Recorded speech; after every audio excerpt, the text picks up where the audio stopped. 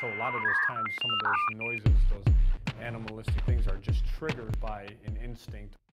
The last album, Asylum, it's out now for a couple months. How do you look back? Or yeah, it's maybe a big word considering that, but how do you look back on it now? What has it done for you, maybe, or what marked it in your career?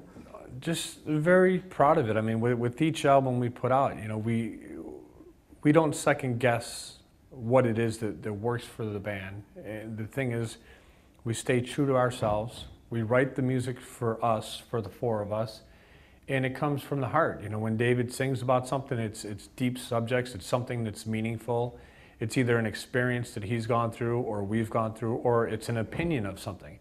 It's never forcing these issues down anyone's throat and trying to preach to them. It's just a way of giving music, you know, to David, to give him, you know, a way to find an outlet and a release into these, you know, into subjects that are meaningful to us. And, you know, it's just, we're fortunate it's connected with so many people. But is it for you because he's not afraid to speak his mind in a way?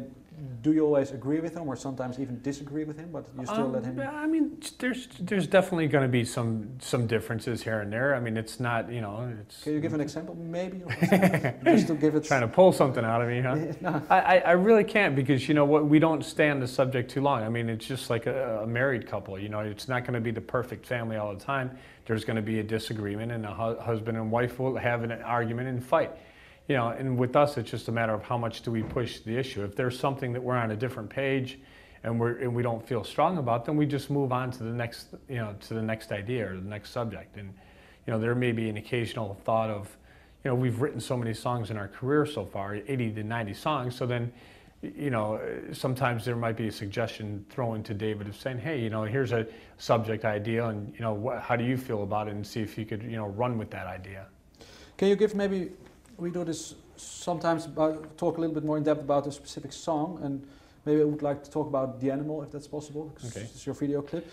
Can you recall the first thing that maybe was or went into The Animal, a riff or a groove? I can't remember if I did the electronics to that intro piece first. I think it was probably the riff first, and then I did a little keyboard, like kind of introduction, just kind of setting up the song, just really trying to create a different vibe, you know, something. I'm kind of the one in the band that likes spending time with, you know, just sound effects and overdubs and some keyboard synth lines and that. And it was just really, you know, just creating a vibe. And David doesn't really finalize lyrics and that until after, you know, after the melodies are established, after the music's established. And it really depends on what the music does for him, and how it moves him is going to make a difference on what it makes him feel like singing about, you know. Does he talk to you maybe that's a certain element in the song triggered something in him, or?